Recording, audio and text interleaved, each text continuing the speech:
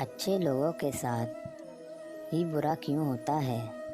आज हम आपको बताएंगे कि आखिर अच्छे लोगों के साथ ही हमेशा बुरा क्यों होता है, जिसका वर्णन भगवत गीता में भगवान कृष्ण ने विस्तार से किया है।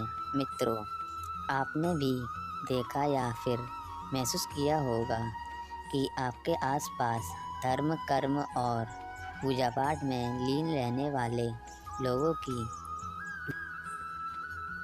नीकी दुष्ट और अधर्मी लोगों की होती है।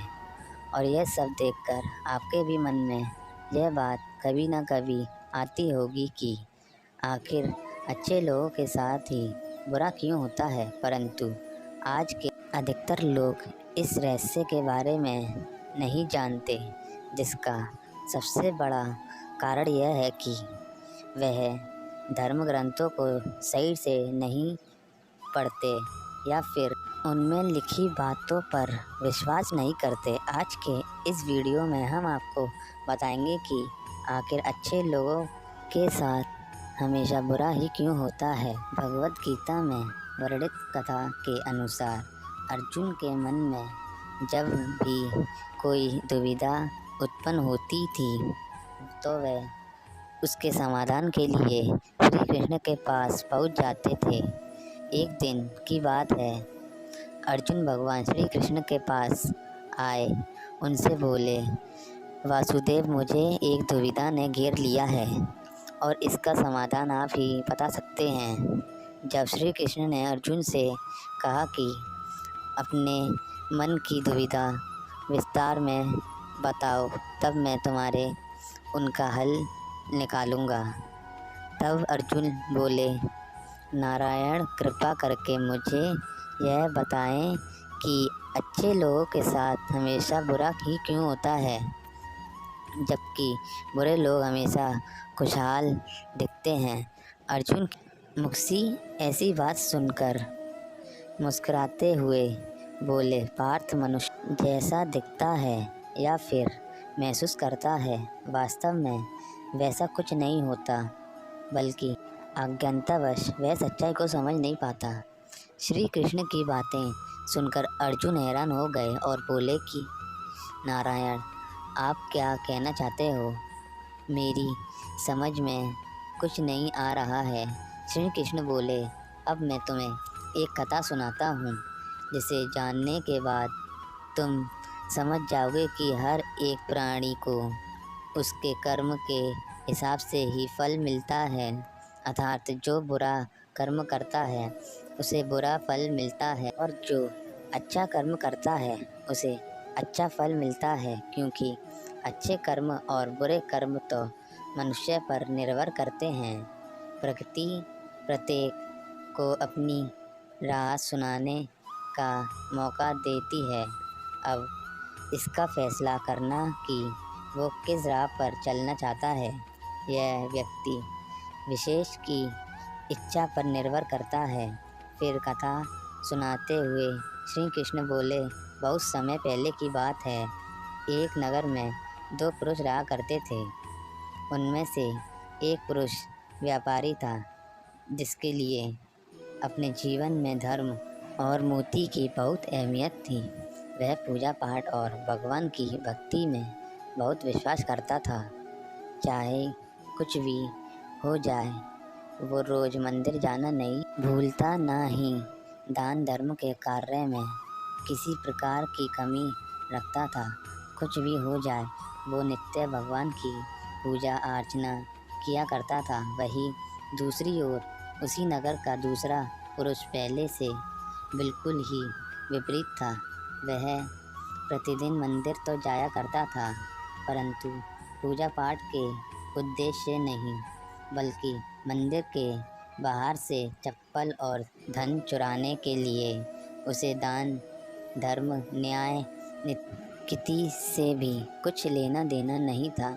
इतना ही नहीं, वो मंदिर जाकर वहाँ भी हर चुरा लिया करता था। इसी तरह समय बीतता गया और एक दिन उस नगर में जोर की बारिश हो रही थी, जिसकी वजह से उस दिन नगर में मंदिर में पंडित के अलावा कोई नहीं था। यह जब उस दूसरे पुरुष को पता चली तो उसके मन में ख्याल आया कि अभी सही मौका है धन को चुराने का, और वो बारिश में ही मंदिर पहुंच गया।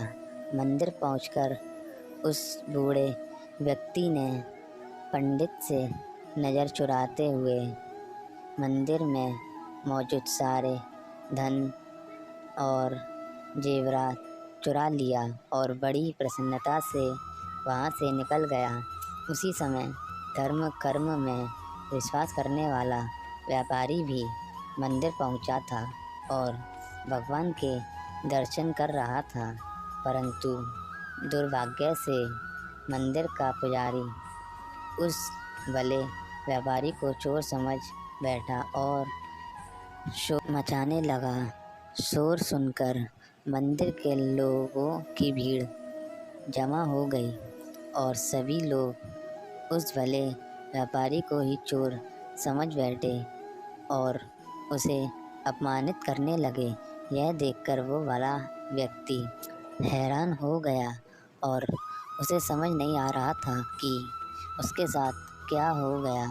फिर वो किसी तरह लोगों से बचता हुआ उस मंदिर से निकल गया, लेकिन दुर्भाग्य से वह किसी चीज़ से टकरा गया और घायल हो गया।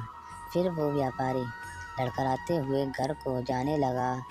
रास्ते में उसकी मुलाकात उस दुष्ट व्यक्ति से हुई जिसने मंदिर का धन चोरी किया था। वो झूमता नाचता हुआ शोर जोर से बोलता हुआ जा रहा था कि आज तो मेरी किस्मत ही चमक गई। एक साथ वो भी इतना सारा धन मिल गया। जब व्यापारी ने उस दुष्ट आदमी की यह बात सुनी तो उसे बहुत हैरानी हुई और क्रोधित भी हो गया। उसने अपने घर जाते ही भगवान की सारी फ़ोटो निकालकर फेंक और भगवान से नाराज़ होते हुए अपना जीवन व्यतीत करने लगा। कुछ समय पश्चात दोनों ही व्यक्तियों की मृत्यु हो गई और दोनों यमराज के सभा में पहुँचे। उस व्यापारी ने अपने बगल में उस दुष्ट व्यक्ति को खड़ा देख क्रोधित हो गया।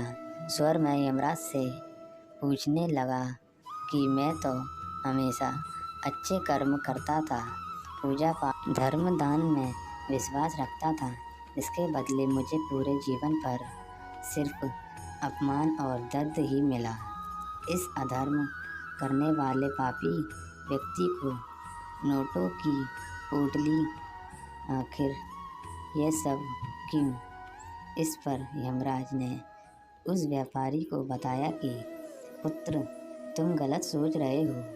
जिस दिन तुम्हें गाड़ी से टक्कर लगी थी, वास्तव में उस दिन तुम्हारे जीवन का आखिरी दिन था, परंतु तुम्हारे किए गए अच्छे कर्मों के कारण ही तुम्हारी मृत्यु एक छोटी सी चोट में परिवर्तित हो गई। और इस दुष्ट व्यक्ति के बारे में जानना चाहते हो तो पुत्र, दरअसल इसके भाग्य में राज्य था जो कि इसके दुष्कर्म और अधर्म के कारण एक छोटे से धन की पोटली में परिवर्तित हो गया। श्री कृष्ण अर्जुन को यह सुनाने के बाद कहते हैं, पार्थ, क्या तुम्हें तुम्हारे प्रश्नों का उत्तर मिल पाया? ऐसा सोचना कि भगवान अच्छे कर्मों को नज़रअंदाज कर रहा है।